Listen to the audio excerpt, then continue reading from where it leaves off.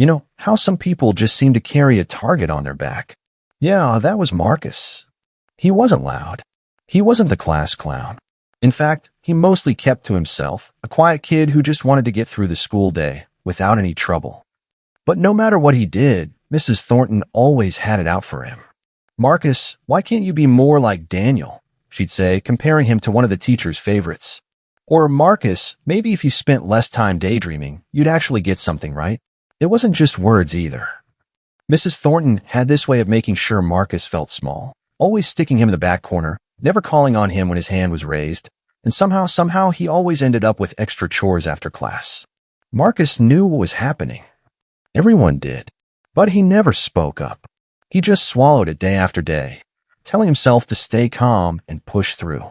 But what Mrs. Thornton didn't know, what nobody knew, was that Marcus had a gift. Something powerful. Something that could turn everything upside down. And soon, Mrs. Thornton was about to find out the hard way. It all came to a head one Friday afternoon.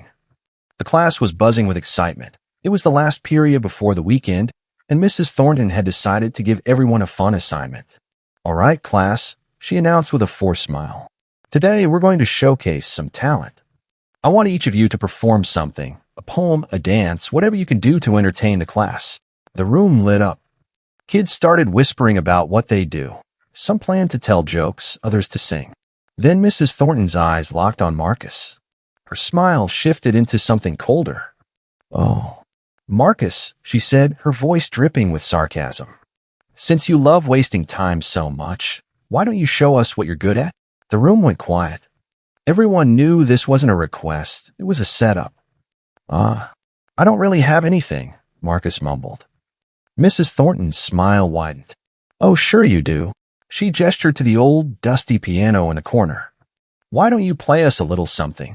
Laughter rippled through the class. Marcus froze. He knew exactly what she was doing. She didn't expect him to succeed. She wanted to humiliate him, to watch him fail in front of everyone. "Come on," she pushed. "Unless you're scared." Marcus swallowed hard. He wasn't scared. Not really.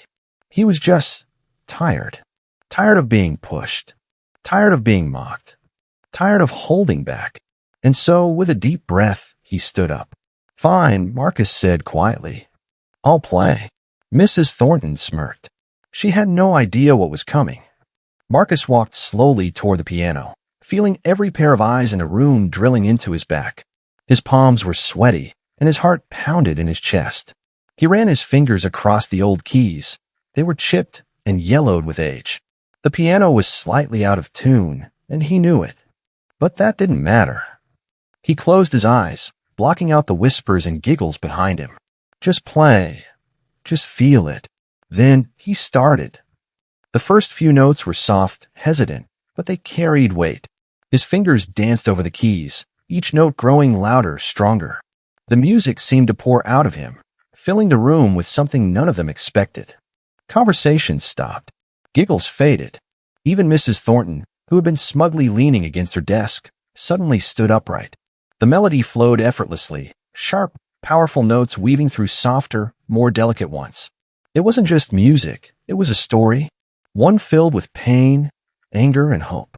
Some students exchanged wide-eyed glances. Others just stared in awe. By the time Marcus reached the crescendo, the entire room was silent. Not because they were bored, not because they were confused, but because they were moved. When he hit the final note, the room felt frozen in time. Then came the applause. Not slow, hesitant clapping, but loud, thunderous applause.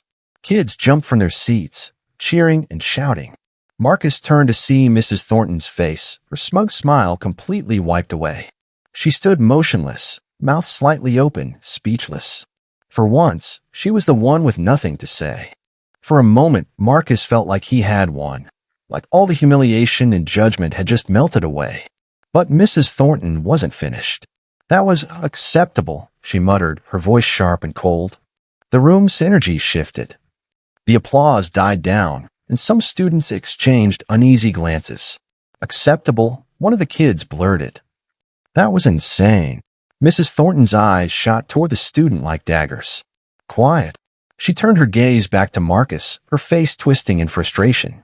Anyone can memorize a song, she sneered. That doesn't mean you understand real music. Marcus clenched his fists at his sides. He knew what she was doing, trying to shrink him back down, make him feel small again. But before he could respond, another voice spoke up. That wasn't just memorization, said a boy from the back. That was better than anything I've heard in this school before. More kids chimed in, agreeing. Mrs. Thornton's face flushed red. Enough, she barked, her voice cracking. Sit down, all of you. But no one did. Marcus stood quietly, watching her unravel. She knew she had lost control, and the more she fought it, the worse it got. You think this changes anything? Mrs. Thornton spat, her eyes narrowing on Marcus. One lucky performance doesn't make you special. It doesn't change who you are. For the first time, Marcus smiled. No, he said calmly. But it sure changed what you are. The class erupted in laughter. Mrs. Thornton's face twisted in rage, but this time she had no comeback. Moments later, the classroom door swung open, and the school principal, Mr. Andrews, appeared. He had heard the commotion from down the hall. What's going on here? He asked, his eyes scanning the room. Before Marcus could speak, Mrs. Thornton stormed toward the principal, her voice dripping with fake concern. Mr. Andrews, this boy has been completely disrespectful. He's disrupted class and refuses to follow instructions. Marcus opened his mouth to defend himself, but Mr. Andrews held up a hand. Hold on, he said firmly. I heard music from down the hall. Was that you, Marcus? Marcus nodded, unsure if that was a good or bad thing. I see, Mr. Andrews said thoughtfully. He turned to the class. Is that true? Did Marcus cause a disruption? A chorus of voices shot back. No. He was amazing. She made him do it to embarrass him. She kept pushing him. Mr. Andrews' face darkened as the truth came out. He turned back to Mrs. Thornton. Is this true? Mrs. Thornton's face paled. I was just trying to teach him some discipline, she stammered. He was being difficult. Mr. Andrews crossed his arms. Difficult how? He refused to sit still, so I asked him to play to prove a point. You asked him to play? Mr. Andrews repeated slowly. Mrs. Thornton faltered. Well, yes, but You humiliated a student in front of his classmates because you didn't like his attitude? The silence in the room was deafening. Mrs. Thornton's lips tightened, but she couldn't answer. Mr. Andrews turned to Marcus. I'd like to hear that piece again sometime. Incredible talent like that deserves respect, not ridicule. He turned back to Mrs. Thornton. We'll be having a long conversation in my office. Mrs. Thornton's face drained of color. She knew what that meant. As the principal left the room, Marcus felt the weight of months of frustration finally lift from his chest. He wasn't invisible anymore, and for once he wasn't just the quiet kid in the corner. He was seen. He was heard. And most importantly, he was respected. The next day, Marcus was sitting in the cafeteria, still feeling the buzz from what had happened. Kids who barely noticed him before were now stopping by his table, telling him how incredible his piano skills were. Some even asked if he could teach them. Then, Mrs. Thornton walked in. The room went quieter. She wasn't her usual loud, commanding self. Her steps were slower, her shoulders tense. She stopped right in front of Marcus. Can we talk? Marcus glanced at his friends, then back at her. Okay. They stepped into the hallway. Mrs. Thornton sighed heavily, her voice quieter than Marcus had ever heard. I owe you an apology, she began. What I did yesterday was wrong. Marcus stood silently, unsure if she was being sincere. I shouldn't have singled you out like that, she continued. I let my frustration get the better of me. I was wrong to push you like that. Marcus crossed his arms. Is that the only reason? What do you mean? He met her eyes. You didn't like me before that. You treated me differently, because I'm different. Mrs. Thornton's face twitched. She didn't deny it, but she also didn't admit it. I've been going through some things, she muttered. That's no excuse, but I'm sorry. Marcus nodded slowly. Okay. That's all he said, okay. Because he knew that apology wasn't for him. It was for her to ease her guilt. And while he accepted it, he also knew one thing for sure. He didn't need her approval anymore. His music had already proven his worth. A week later, Marcus was practicing in the music room when the door creaked open. "Hey," a voice called softly. Marcus turned. It was Mrs. Thornton. She stood there, awkwardly holding a small flyer in her hand. "I know I'm probably the last person you want to hear from," she said. "But there's this regional music competition coming up." She held out the flyer. "I think you should enter." Marcus frowned. "Why would you want me to compete?" "Because you're the best pianist I've seen in years," she said honestly. "And I want to make things right." Marcus took the flyer and glanced at it. The competition was in 2 weeks. Elite judges, big audience, and scholarships for winners. It was no joke. "You don't have to say yes," Mrs. Thornton added quickly. "But I believe you can win." Marcus still didn't fully trust her. But as he looked at that flyer, he realized something. This wasn't just about Mrs. Thornton. This was his chance to show everyone what he could do. He folded the flyer in his pocket and gave her a small nod. "I'll think about it." For the first time since they met, Mrs. Thornton smiled, a genuine one. The night of the competition arrived faster than Marcus expected. He stood backstage, his fingers twitching as nerves threatened to take over. The sounds of polished performances filled the auditorium, talented pianists effortlessly gliding through complex pieces.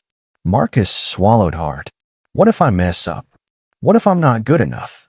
"You're up next," a staff member whispered. His heart pounded. As Marcus stepped onto the stage, the crowd seemed bigger than he imagined. The lights blinded him slightly, and whispers from the audience reached his ears. "Isn't that Mrs. Thornton's student? I heard he's just some charity case. What's he even doing here?" Marcus froze. Doubt crept in again, until he looked to the far right corner of the room. His mom was there, smiling proudly. And beside her, shockingly, was Mrs. Thornton. She gave him a small nod of encouragement. "You've got this," Marcus told himself. He sat at the piano, took a deep breath, and began to play. At first, his fingers stumbled, nerves threatening to ruin everything. But then something clicked. He closed his eyes, letting the music flow through him. The melody filled the room, powerful, soulful, and hauntingly beautiful. The crowd went silent, drawn into every note. When Marcus finished, there was a moment of stunned quiet. Then, thunderous applause. People leapt to their feet. His mom was crying. Even Mrs. Thornton was wiping her eyes. Marcus bowed, feeling a warmth in his chest he'd never known before. He had proved them all wrong. As Marcus stepped off the stage, his hands still trembling from the adrenaline, he barely had time to process what had just happened before a judge approached him. "That," the judge said, eyes still wide with amazement, "was one of the most moving performances I've ever heard." Marcus blinked. "Titch, thank you." Another judge joined in. "We'll be announcing the results soon, but no matter what happens, you have something special. Don't stop playing." Marcus nodded, his heart racing. He found his mom in the audience, who pulled him into a tight hug. "I'm so proud of you, baby." Before he could respond, he noticed someone lingering nearby, Mrs. Thornton. She looked different. Less rigid. Less guarded. "You did good, Marcus," she admitted. "Really good." Marcus didn't know what to say. Instead of giving her the validation she probably wanted, he simply nodded. Moments later, the announcer's voice echoed through the auditorium. "And the first place winner of this year's regional piano competition is Marcus Reed." The crowd erupted in applause. Marcus felt his knees nearly give out. He had done it. He had actually won. As he walked back onto the stage to accept his trophy, he didn't look for Mrs. Thornton's reaction. He didn't need her approval anymore. Because for the first time in his life, he finally saw himself the way he was meant to be seen, talented, strong, and limitless. Marcus stood on stage, holding the trophy in his hands, feeling the weight of something much bigger than just an award. This wasn't just about winning a competition. It was about proving to himself, to his classmates, to everyone, that he was more than what they thought he was. As he stepped down, his mom embraced him again, whispering, "This is just the beginning, baby." And she was right. The next day at school, Marcus wasn't just the quiet kid in the back anymore. People greeted him in the halls. Students who had laughed at him before were now asking if he could teach them how to play. Even Daniel, the teacher's favorite, gave him a fist bump and said, "Man, you were insane up there." And Mrs. Thornton, she didn't say much. She didn't have to. The way she looked at him now, without condescension, without dismissal, was enough. He had earned something no amount of favoritism or bias could take away. Respect. A week later, Mr. Andrews called Marcus to his office. "There's someone I'd like you to meet," he said, opening the door. Inside sat a well-dressed man with a warm smile. "Marcus, my name is Mr. Langston. I run a music conservatory, and I saw your performance." He paused, studying Marcus. "I'd like to offer you a scholarship for private piano lessons. No charge." Marcus' mouth fell open. "Wait, seriously?" Mr. Langston chuckled. "Seriously? You have a gift, Marcus, and I want to help you take it as far as you can." For the first time in his life, Marcus saw a future beyond just getting by. He saw himself on grand stages, playing to audiences who didn't just hear his music, but felt it. Mrs. Thornton had tried to break him. Instead, she had helped reveal who he truly was. And the world was finally ready to listen. A few days after the competition, Marcus was sitting at home when his phone buzzed non-stop with notifications. Confused, he picked it up and opened his messages. "Dude, you're viral. You're all over the internet. Check this out." Marcus frowned and clicked on a link. It was a video, his performance from the competition. Someone had recorded it and uploaded it online. And now, it had thousands of views. No millions. The comments were flooded with praise. "This kid plays with so much soul. I got chills watching this. Who is he? Someone get him a record deal." Marcus couldn't believe what he was seeing. He had spent so much of his life trying to stay invisible, and now the entire world was watching him. Even crazier, musicians, producers, and pianists from around the world were sharing his video, calling him a prodigy. His heart pounded. This wasn't just a moment. This was a door opening to something bigger. And for the first time, Marcus wasn't afraid to walk through it. The next morning, Marcus woke up to something he never expected: emails. Lots of them. Music schools, talent agencies, even famous pianists. "We'd love to offer you a scholarship. Would you consider performing at our event? Your talent is extraordinary. Let's talk." Marcus read each message in disbelief. This was real. His name was out there, and people actually wanted to help him grow. His mom walked in, phone in hand, eyes wide. "Marcus, I just got off the phone with a music conservatory in New York. They want to offer you private lessons with one of the best piano instructors in the country." Marcus sat frozen, gripping his phone. He had spent so long feeling overlooked, so long believing he had to hide his talent. But now, the world had seen him, and they believed in him. A slow smile spread across his face. "Okay," he whispered. "Let's do this." While Marcus's life was changing for the better, Mrs. Thornton's wasn't looking so bright. The school board had launched an official investigation into her behavior. More students came forward, sharing their own experiences of being humiliated, ignored, or treated unfairly. Parents got involved. Some were outraged. At the next staff meeting, the principal made the announcement. Effective immediately, Mrs. Thornton has been suspended pending further review. Whispers filled the halls. Some teachers weren't surprised. Others exchanged uneasy glances. Mrs. Thornton herself. She was nowhere to be seen. Marcus wasn't sure how to feel about it. She had tried to make things right in the end, but it didn't erase everything she had done. Maybe now she'd finally understand the weight of her actions. And maybe, just maybe, she'd change. But for Marcus, this wasn't about her anymore. It was about him. After the competition, things started changing for Marcus in ways he never expected. A week later, his mother got a call from a renowned pianist, Mr. Elliot Grayson, a music mentor who had seen the video of Marcus's performance online. "I'd like to meet him," Mr. Grayson said. "His talent is extraordinary." Marcus could hardly believe it. Someone important had noticed him. When they finally met, Mr. Grayson was nothing like Marcus had imagined. He wasn't some distant, intimidating figure. He was warm, encouraging, and genuinely excited about Marcus's potential.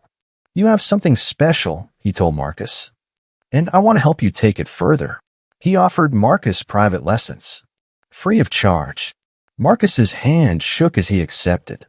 He had spent years hiding his gift, believing it would never matter. But now, It was opening doors he never even knew existed. His story wasn't just about proving people wrong anymore. It was about proving himself right. Months later, Marcus stood on the grand stage of a prestigious music hall, his fingers poised above a gleaming concert piano. The audience, composed of music enthusiasts, critics, and mentors, waited in hushed anticipation. Among them sat his mother, beaming with pride, and beside her, Mrs. Thornton. She wasn't the same woman who once belittled him. That smug arrogance was gone.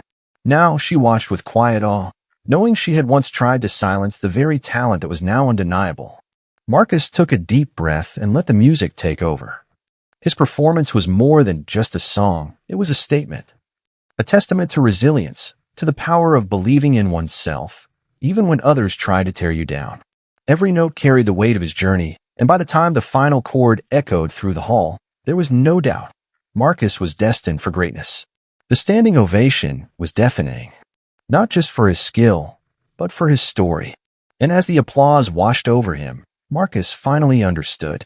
He had won, not just against Mrs. Thornton or against prejudice, but against the doubt that once held him back.